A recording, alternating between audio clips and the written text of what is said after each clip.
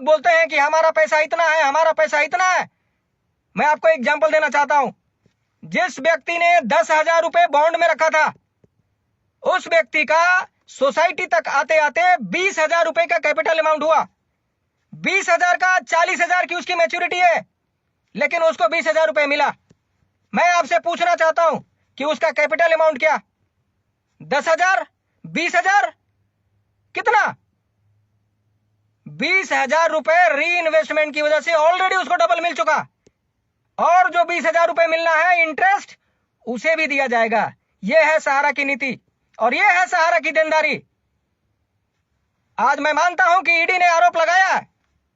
ED की आरोप पर आंदोलनकारियों में पंख लग गया।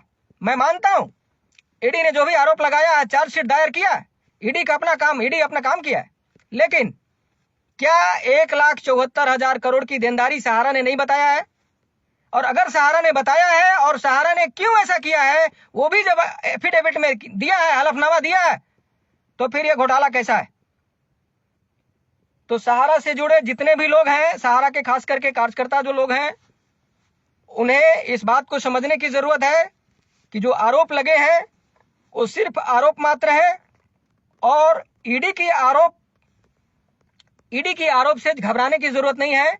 मैनेजमेंट है, मैनेजमेंट ईडी को पीएमएलए कोर्ट में जवाब देगी, सुप्रीम कोर्ट में उसको चैलेंज करेगी।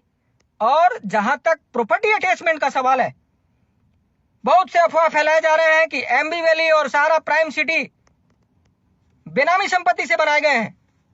इस बात को भी तूल दिया जा रहा है कि एमबी वैली सिटी और प्राइम सिटी बेनामी संपत्ति से बनाया गया है। मैं देख रहा हूं बहुत सारे सोशल मीडिया में बड़े बड़े अच्छे अपने आप को बहुत बड़ा पत्रकार बोलने वाले लोग सहारा के प्राइम सिटी और सहारा की एमबी वैली को बेनामी संपत्ति से बनाया गया बता रहे हैं, और वहीं पर लिख रहे हैं कि 707 एकड़, एमबी वैली की 707 एकड़ और प्राइम सिटी की 1,034 एकड़।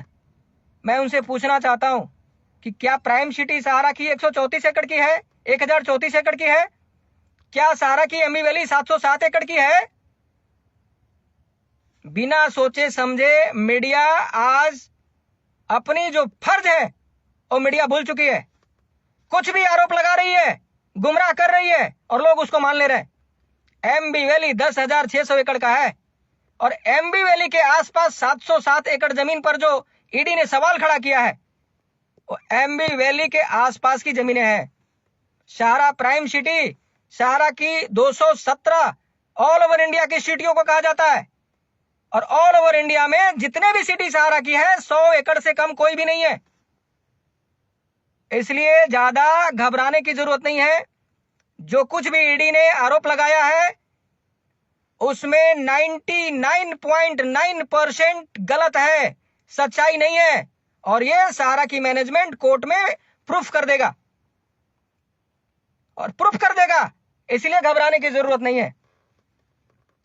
जहां तक सुप्रीम कोर्ट में सहारा की बात या सहारा की केस की जो सुनवाई की बात चल रही है, उसमें बहुत सारे केस डिस्पोज ऑफ हो गए हैं, बहुत सारे केस का सेटलमेंट हो गया है, बहुत सारे आईए का सेटलमेंट हो गया है, और ये जो सितंबर मंथ चल रही है, आने वाले 10 दिन के अंदर, 15 दिन के अंदर बहुत सारे केस का सेटलमेंट आपको दिखेगा। कल सहारा की पिनकपानी मोहंती के द्वारा लगाए गए जनहित याचिका की एक बहुत ही महत्वपूर्ण कल सुप्रीम कोर्ट में सुनवाई होने जा रही है। हो सकता है कल सहारा को संपूर्ण अधिकार मिल जाए, और अगर संपूर्ण अधिकार नहीं मिलेगा तो हो सकता है कि पोर्टल से पूरा का पूरा भुगतान करने का व्यवस्था की जाए। हमें भी इंतजार है कल क्या सहारा को अधिकार मिलता है या पोर्टल पर संपूर्ण भुगतान करने का व्यवस्था दी जाती है, यह देखने वाली बात होगी। लेकिन आप लोग बिल्कुल निश्चिंत रहिए, भुगतान तो होगा। सहारा भुगतान करने के लिए सुप्रीम कोर्ट में लड़ रही है, लोगों का पैसा देने के लिए लड़ रही है, पैसा भागने के लिए, पैसा लेकर के भागने के लिए, मैसिडोनिया में घर बसाने के लिए और हिंदुस्तान को चूना लगाने के लिए नहीं लड़ रही है। अगर सहारा को हिंदुस्तान को चूना लगाना होता तो 2012 में ही वाइंड अप करके भाग गया होता, सहारा श्री जेल भी नहीं गए होते। इस बात को समझने की जरूरत है। इनके गुमराह करने पर आप लोग बिल्कुल मत आइए। सहारा सिर्फ और सिर्फ देश की जनता के लिए है, देश के लिए समर्पित है। सहारा श्री देश के लिए अपने आप को बलिदान कर दिए हैं।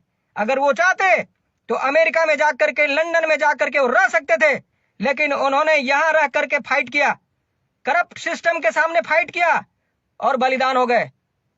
इनकी बलिदान को भी इतनी आसानी से सहारा की मैनेजमेंट नहीं जाने देगी। जो आरोप लगा है उस आरोप को सहारा की मैनेजमेंट धो करके रहेगी और धोने के लिए लड़ रही है। और सहारा के साथ जुड़े हुए जितने भी लोग हैं उनसे मैं कहना चाहता हूं कि 10 से 20 दिन के अंदर बहुत ही अच्छी खबर मैनेजमेंट के द्वारा हम लोगों के लिए आने वाली है। शेष हैं वो विशेष हैं, और जो गुमराह हो गए, जो गुमराह होकर सहारा के खिलाफत कर रहे हैं, उनको करने दीजिए। अगर वो भी आना चाहते हैं तो आ सकते हैं, लेकिन जो हमारे साथ हैं, जो शेष हैं, उनके लिए विशेष पैकेज की व्यवस्था की जा रही है। आने वाले दिनों में आपको दिखेगा कि सहारा इस देश के अंदर भुगतान के साथ साथ अपना कारोबार भी कर रहा है और सीना तान करके पूरे हिंदुस्तान भर में चल रहा है। आरोप लगाने वाले जितने भी आरोप लगा रहे हैं सब एक दिन गिल्टी फील करेंगे। मैं लास्ट में सिर्फ इतना कहना चाहता हूं कि कल जो सुनवाई होने वाली है उस पर हमारी मैनेजमेंट की, सरकार की, सबकी निगाहें हैं।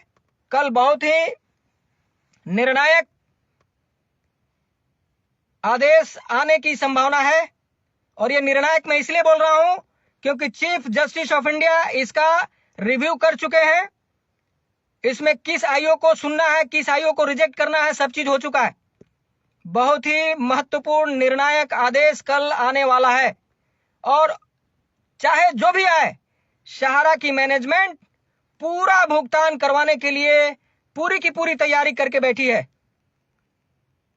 बहुत लोग सवाल पूछ रहे हैं कि तुम बताओ कि सहारा की मैनेजमेंट ने वर्सोवा की प्रॉपर्टी से आए हुए पैसे को सेबी में जमा कराया। मैं उनसे खास करके कहना चाहता हूं कि तुम लोग तो सहारा के खिलाफ रिट पिटीशन लगाए हो।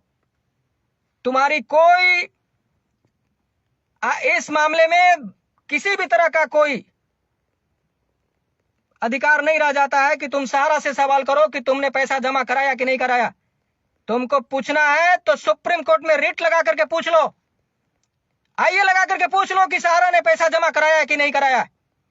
सहारा और सहारा की मैनेजमेंट और सहारा के कार्यकर्ता और हमारे जैसे लोग तुमको नहीं बताएंगे। सुप्रीम कोर्ट से पूछ लो, क्योंकि हमारा सहारा और सेबी का मामला सेटलमेंट हो चुका है, सेटल्ड हो चुका है। तुम्हारे जैसे लोगों के लिए जवाब देने के लिए हम लोग नहीं बैठे हैं। हम जवाब देने के लिए बैठे हैं सिर्फ जमाकर्ताओं का। हम जमाकर्ताओं को जवाब दे रहे हैं और जमाकर्ताओं को आश्वस्त कर रहे हैं कि सहारा जिंदा है, एक एक रुपए का भुगतान करेगा, इंटरेस्ट के साथ करेगा, क्योंकि सहारा के पास देनदारी से 4 गुना ज्यादा की संपत्ति है और वो दिख रही है। घबराने की जरूरत नहीं है और तैयारी हो चुकी है। 40,000 करोड़ की कैश है। 40,000 करोड़ बांटते बांटते 1.5 साल बीत जाएंगे, 1.5 साल। और सहारा के पास प्रॉपर्टी जो है भुगतान करने के लिए पर्याप्त है। किसी को चिंता करने की जरूरत नहीं है। सहारा है और सिर्फ जमाकर्ताओं के लिए भुगतान करने के लिए लड़ रही है। जिस दिन सहारा जमाकर्ताओं का भुगतान कर देगा उसके बाद बाकी लोगों से निपट लेगा। तो अंत में मैं सिर्फ इतना कहना चाहता हूं कि सहारा के जितने भी हमारे कार्यकर्ता लोग हैं, 15 से 20 दिन के अंदर अच्छी खुशखबरी मिलेगी। सहारा 2 नए वेंचर की तैयारी कर रही है, भुगतान के साथ साथ नए 2 वेंचर में भी उतरेगी, और आने वाले दिनों में सहारा हिंदुस्तान के अंदर सीना तान करके बिजनेस करेगी। इसी के साथ जय हिंद, जय सहारा, जय सहारा।